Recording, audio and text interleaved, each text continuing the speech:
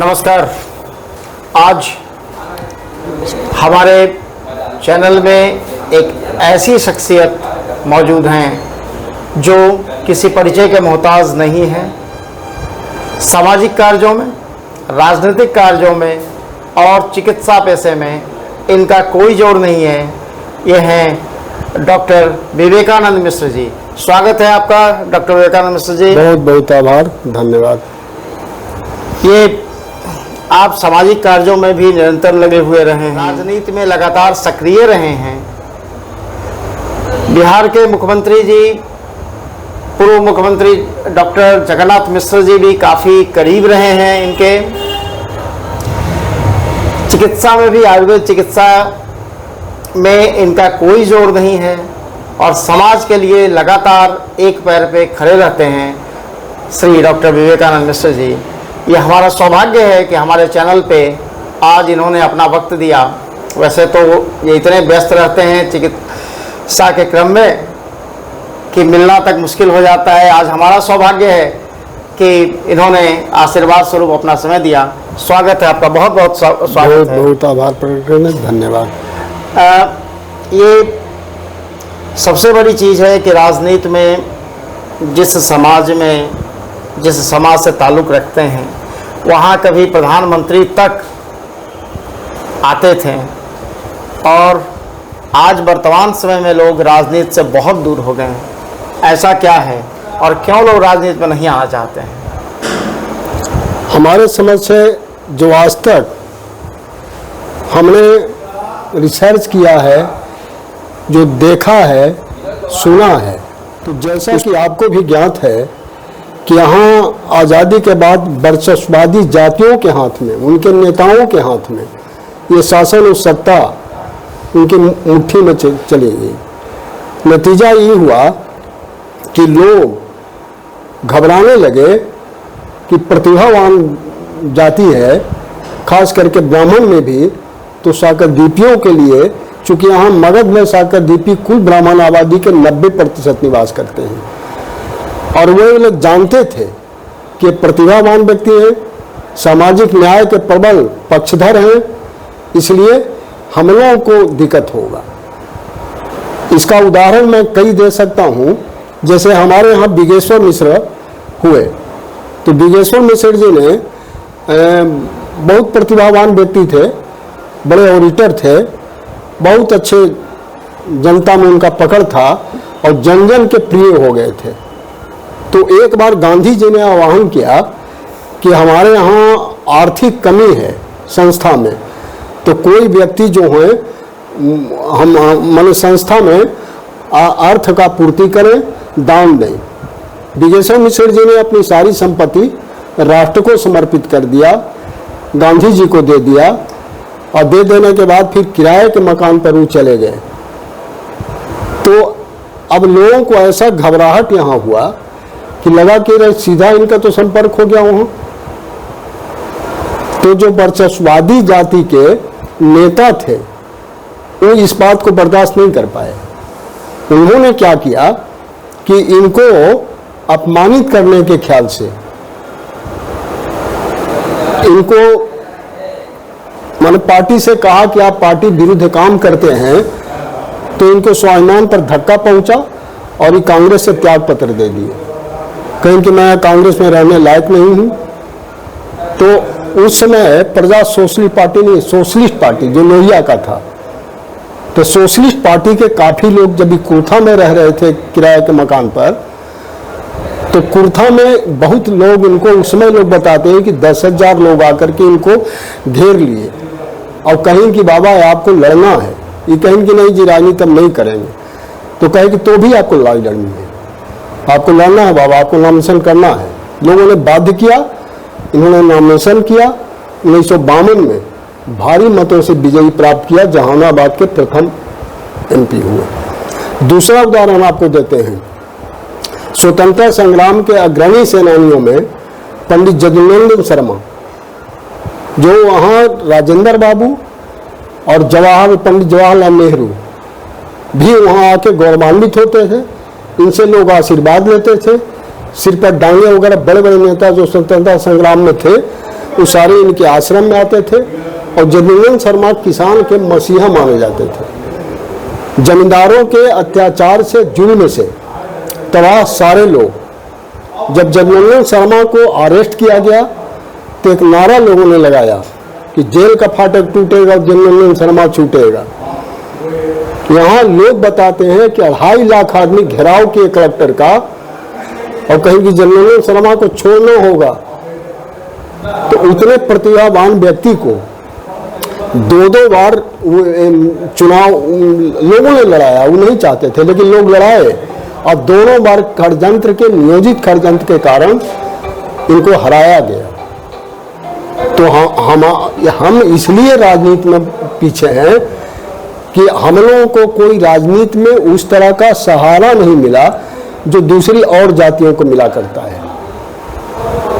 हमारे यहाँ पंडित गोपाल मिश्र जी गया शहर से 2-2 बार एमएलए रहे, जनसंघ से एमएलए रहे, जनसंघ का नाम जिसमें लोग नहीं जानता था और उसमें जनसंघ से एमएलए बने 2-2 बार गया शहर के, ही गया शहर से।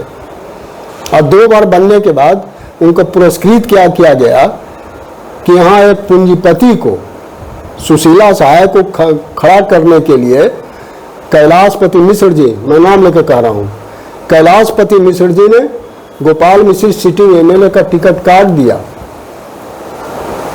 नतीजा हुआ तो इस तरह से पंडित अनंत देव मिश्र, 1-2 आदमी नहीं, हमारे पिताजी ने 50 को कम से कम हाई स्कूल, कॉलेज, दर्जनों, गुरारू चीनी मिल का हो, खुलवाने का बनपड़ी मिल का, कॉटन मिल हो, बारसलीगंज मिल हो, या और भी गांव-गांव में घूर करके जब सरकार ने कहा था कि गुरारू मिल घाटे की सौदा है, नहीं चल सकती है, श्री बाबू, अनुग्रह बाबू बैठक करके लोगों ने फाइल पर लिख दिया ये बात।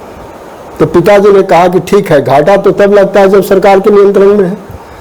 तो इन लोगों ने कोऑपरेटिव बनाया और कोऑपरेटिव बना करके चीनी मिल को इन लोगों ने कहा कि भाई लाखों की बात नहीं है, करोड़ों व्यक्तियों, करोड़ों करोड़ का इसमें किसान का, मजदूर का, जवान का और भी व्यवसायी लोगों का, करोड़ों करोड़ व्यक्तियों का इसमें रोजी रोटी का प्रश्न है, इसलिए इस काम को करेंगे। और कोऑपरेटिव बनाए, कोऑपरेटिव बना के गांव-गांव के इन्होंने दौरा किया, जिसमें जानकी शरण पाठक जी या हमारे जगनंदन शर्मा जी, इन लोगों का भी बहुत ज़्यादा बढ़ करके उनका ये रहा। हमारे यहाँ 9 गो स्वतंत्रता संग्राम के सेनानी रहे। पेंशन हमारे क्या एक केवल चाचा ने लिया और एक मलहब निवास करने वाले हमारे चचेरे चाचा ने 2 गो पेंशन केवल लिए। पिताजी ने कभी पेंशन के लिए अप्लाई भी नहीं किया, लेना भी उचित नहीं समझा। पिताजी के प्रतिभा से जब हर लोग यहाँ विरोध करते थे, कहते थे कि यहाँ का दरभंगा है, यहाँ ब्राह्मण बनेगा, तो इंदिरा गांधी ने अपनी कलम से 1980 में गया जिला कांग्रेस कमेटी का उन्होंने प्रभार सौंपा, जिसमें कांग्रेस का डिवीजन हुआ था। तो हिंदुस्तान के तमाम बड़े नेता संगठन कांग्रेस में चले गए थे। उसमें कांग्रेस में इंदिरा कांग्रेस कहलाता था। इंदिरा कांग्रेस में केवल उसमें बड़े नेताओं में केदार पांडे और जगन्नाथ मिश्र, ये 2 ही आदमी ने कमान संभाला था। लोग कहते थे कि समूचा बिहार कांग्रेस विहीन हो जाएगी, क्योंकि सत्येंद्र नारायण सिंह और आपको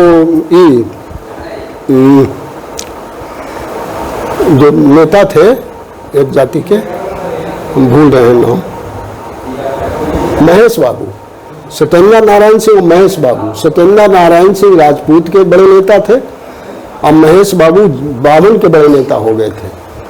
तो इन दोनों ने संगठन कांग्रेस ज्वाइन किया। केदार पांडे, जगन्नाथ मिश्र ने आज ज्वाइन किया इसको। और जिस समय नारा लोग लगाया जाते, बड़ी भद्दी नारे लगाए जाते थे, बहुत सा गली गली में झंडी है, इंदिरा गांधी, कुछ और लोग बोलते थे, पार्लियामेंट्री है उसको नहीं व्यक्त कर सकते दोबारा। तो इस तरह के नारा गांव गांव में, घर घर में लोग लगाए जाते थे, लगाते थे लोग, लगवाते थे। उस समय यहाँ कोई नाम लेने वाला नहीं था, तो इंदिरा गांधी ने इनको संयोजक बनाया था और केदार पांडे इसमें प्रेसिडेंट हुए थे। बिहार प्रदेश कांग्रेस कमेटी का सदाकत आश्रम में कब्जा उन लोगों का हो गया था। कांग्रेस माल रोड में ऑफिस खुली थी, माल रोड में इन लोगों का ही था। तो केदार पांडे, जगन्नाथ मिश्र ने, अनंत देव मिश्र ने अहम भूमिका निभा के और कांग्रेस को पुनः सत्तासीन किया, इंदिरा कांग्रेस को, उसका नाम निशान मिटा दिया लोगों ने।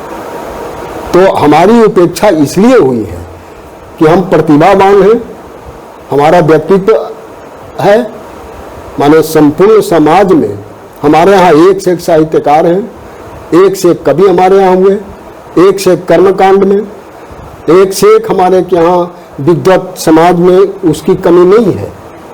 लेकिन फिर भी हमारी घोर उपेक्षा की जाती है। उसमें कुछ हम लोगों का भी रहा है, उसमें हम लोगों का ये रहा है कि पूरी तरह से लोग राजनीति को अभी भी समझ नहीं पाए हैं। खास करके बुद्धिजीवी, उन लोगों को, उनमें भी राजनीतिक चेतना का ऐसा अभाव है। वोट तो अग्रेसिव होकर के देते हैं, जीत हार का नारा लगाते हैं, लेकिन जब अपनी बात आती है तो सबसे पहले लोग पूछते हैं कि काज ये जीता थे। ऐसा दूसरी जाति में उदाहरण आपको नहीं मिलेगा।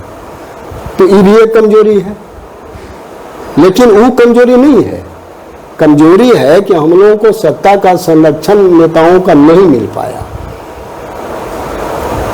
तो हम लोगों ने सत्ता के लिए कभी प्रयास किया क्या? बहुत बार प्रयास किया गया, हमारे तत्कालीन लोगों ने बहुत सा प्रयास किया। लेकिन आज भी देखिए ना, आपको बताया, उदाहरण दिया पंडित जगन्नाथ शर्मा, वो राष्ट्रीय स्मारक उनके गांव में बनना चाहिए था।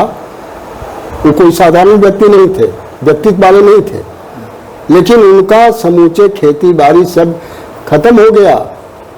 अभी पप्पू यादव ने, कुछ गांव के लोगों ने, पप्पू यादव से बात हमारी हुई तो हम कहा उनको कि भाई इनका एगो प्रतिमा आप लगवा दें। मैं नहीं सोचा था कि पप्पू यादव ऐसे भी व्यक्ति हैं जो इस बात को सुनेंगे। पप्पू यादव ने 7 फीट का प्रतिमा वहाँ लगाया। पंडित जगन्नाथ शर्मा हाई स्कूल है मंझियामा में, हालांकि मान्यता सरकारी नहीं है, लेकिन उस स्कूल में उन्होंने प्रतिमा लगाया 7 फीट का। मैं उनको हृदय से धन्यवाद देता हूँ, जिसकी अध्यक्षता मैंने की है। फोटो मेरे पास वहाँ आज भी देखिए ना, वहाँ समूचे उनका आश्रम है नियामतपुर में। नियामतपुर आश्रम आज भी दंश झेल रहा है उपेक्षा का। नहीं तो अपने समाज के लोग के अंदर क्या ऐसी भावना नहीं हो गई है कि हम लोग शुरू से बंधुआ मजदूरी करते रहे, कभी कांग्रेस के तो कभी भाजपा के, और नतीजा ये हुआ कि हम लोग कहारों की भूमिका में रहते हैं, डोली उठाकर पहुंचा देते हैं और फिर हम लोग हाशिए पे चले जाते हैं। इसलिए कि मानसिक रूप से हम लोग गुलामी का दंश आज भी झेल रहे हैं। हम लोग आशीर्वाद देने का काम तो करते हैं, इस सत्ता के महत्व को नहीं समझते। इसका कारण यह है कि न तो संगठन में हमें जिम्मेदारी मिलती है, सम्मानजनक स्थान मिलता है, और न सत्ता में कोई भागीदारी हमारी है। हमारी सत्ता में भागीदारी होती है, हमारा संगठन में वर्चस्व होता तो हम भी कुछ होते, हमारे लोग भी कुछ होते।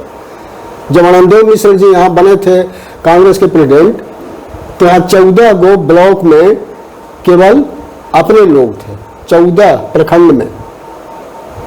और उस समय समूचा, उस समय लोग जैसा कि कहा करते थे कि ब्राह्मणों के लिए स्वर्णिम काल था। बहुत सारी काम किए, बहुत सा किए,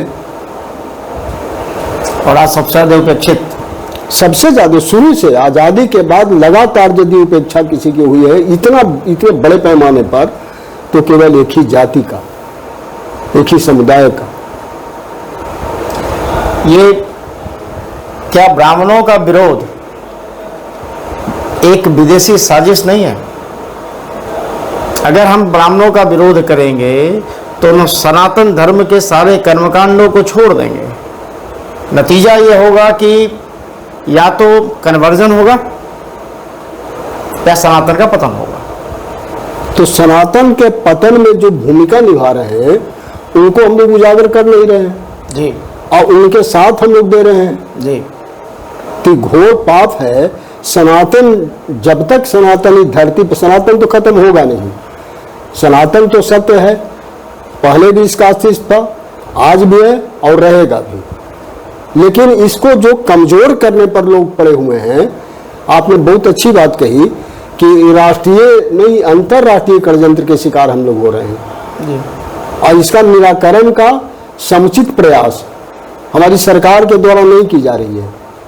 ये वोट की राजनीति इतना गंदा हो गया है कि जिसके कारण आज सनातन धर्म नहीं, इस संपूर्ण भारत पर आफत आया हुआ है। सनातन धर्म नहीं रहने का मतलब है क्या, सर तन से जुदा और क्या क्या नारा लग रहा है, आप सुन ही रहे हैं और रोज देख रहे हैं। इतना भयंकर कृत्य इस तरह का लोग कहते हैं कि से ब्राह्मणवाद का घोर विरोध। और सबसे ज्यादा यदि कोई गाली सुन रहा है तो हिंदुस्तान में कन्याकुमारी से कश्मीर तक केवल ब्राह्मण। लेकिन लोग बता नहीं पाते कि आखिर इसका कसूर क्या है। जो सबका कल्याण चाहने वाला, सामाजिक न्याय का प्रबल पक्षधर यदि कोई धरती पर व्यक्ति रहा है तो अकेला, मैं चुनौती के साथ कहता हूं, अकेला यदि कोई सामाजिक न्याय का प्रबल पक्षधर है तो केवल ब्राह्मण। लेकिन ब्राह्मणों की घोर अपेक्षा का कारण ये रहा कि राजनीतिक षड्यंत्र का शिकार है और प्राय सभी दल इस मुद्दे पर एक होकर के ब्राह्मणवादी व्यवस्था या ब्राह्मण को गाली देना या ब्राह्मणों को ही करना अपना राजनीतिक रंगमंच का एक बहुत बड़ा अंग मान लिए। तो इसके लिए जिम्मेवार वो ब्राह्मण नेता भी तो हैं। हैं, तो सामने बैठकर गाली सुन रहे हैं और उसका प्रतिकार नहीं करते हैं। करते हैं, बहुत से लोग ऐसे हैं जो करते हैं। नहीं करते तो आज ही कांग्रेस जो संपूर्ण भूमिका में थी ब्राह्मणों के बदौलत, कांग्रेस जो इतना दिन शासन में रही उसमें मुख्यतः ब्राह्मण, मुस्लिम और दलित और अति पिछड़े, कुचले, ये सब जाति जो थे ना, बैंक 3 ही थे। कन्याकुमारी से कश्मीर तक 3 ही की संख्या है, 3 ही जातियों की है। तो उसमें ब्राह्मण, मुस्लिम, दलित ये कांग्रेस के बैंक थे। अब बाकी लोग जो कांग्रेस के अति पिछड़े दबे कुचले लोग इसके समर्थक थे, वो करीब करीब प्राय विभक्त हो गए। ये तीनों को कांग्रेस ने जब किनारा करना शुरू कर दिया तो नतीजा आज देख लीजिए कहां पहुंच गया। तो वही काम तो आज की वर्तमान सरकार भी कर रही है। वही तो कर रही है। ये तो इसमें सच्चाई है, ये तो सच्चाई है। लेकिन यहां नहीं बताया कि प्रमोद कृष्ण कांग्रेस के बहुत बड़े स्ट्रॉन्ग पिलर जिसको कहते हैं, कोई साधारण व्यक्ति नहीं थे।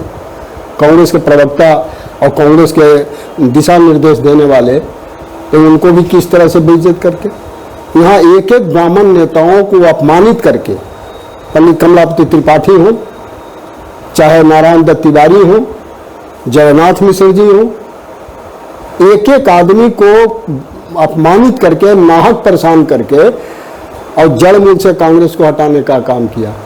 आज भी इतनी बड़ी प्रदेश में आप देख रहे हैं ब्राह्मणों का कोई एकाध, या यही नहीं संपूर्ण भारतवर्ष में आज ब्राह्मण नेता विहीन हो गया है। ब्राह्मण में कोई नेता भारत में बताइए जो भाजपा ने किसी को पैदा किया या किसी को नेता बनाया हो, ईमानदारी से चाहता हो कि ब्राह्मण जिसका वर्चस्व हो।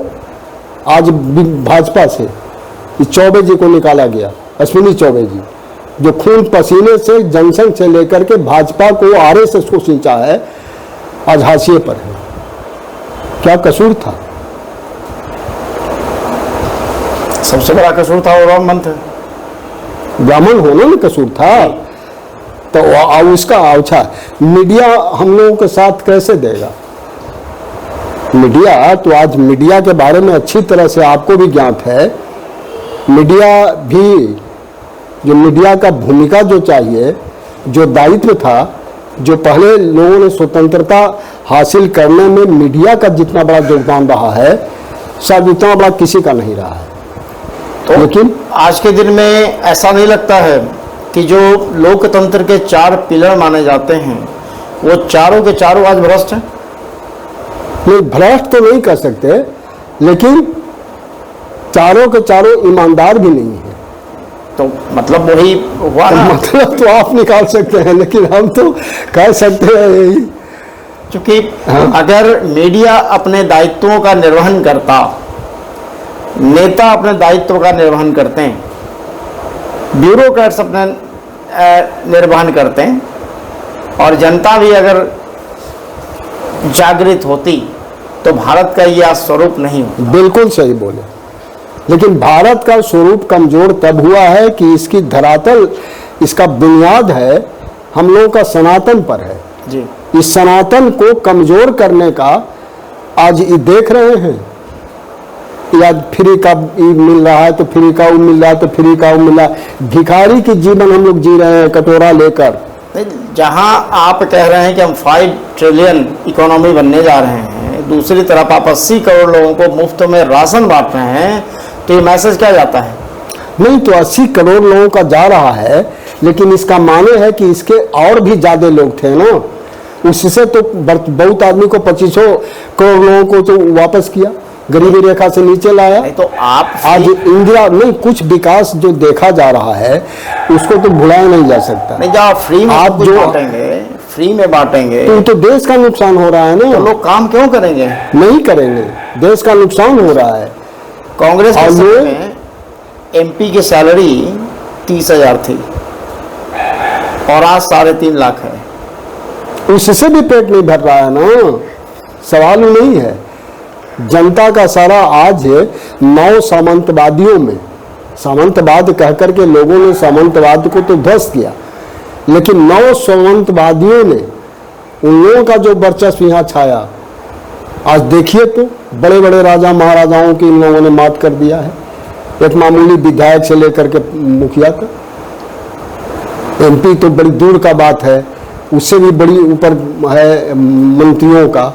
आज उन लोगों का राजशाही ठाट देखिए कि हिंदुस्तान में कोई राजा रजवाड़े इस तरह के जीवन बिताए, नहीं बिताए। लेकिन इसमें जनता को जागरूक होना होगा।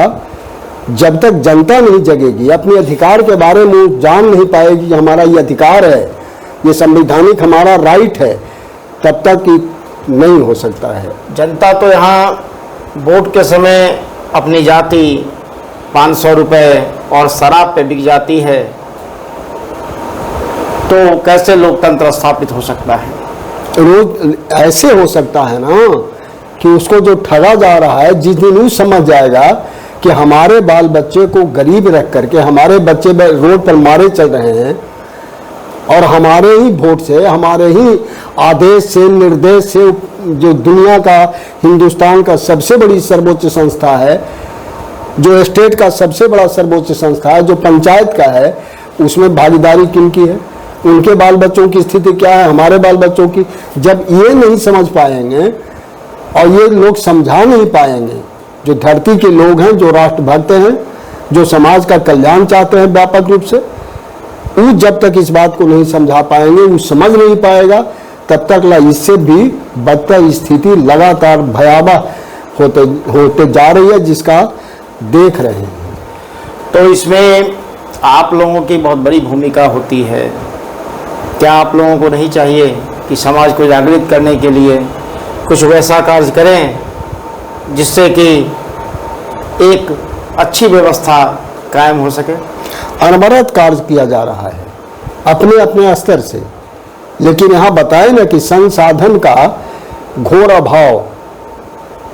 आज तो सारा चीज बता रहे हैं कि 9 सामंतवादियों के पास चला गया, गाड़ी उनके पास, प्लेन उनके पास, ट्रेन उनके पास, बड़ी बड़ी सी कोठी उनके पास। तो फिर हम लोगों को तो पद यात्रा करके ही कुछ करना होगा जी। तो जितना हम लोग कर पा रहे हैं वही हम लोग बहुत ज्यादा कर पा रहे हैं। ये प्रयास शुरू है और ये हो रहा है। जी, बहुत बहुत आभार आपका, आपने अपना कीमती समय दिया। आशा है कि आपकी वाणी से जनता लाभान्वित होगी। बहुत बहुत आभार आपका।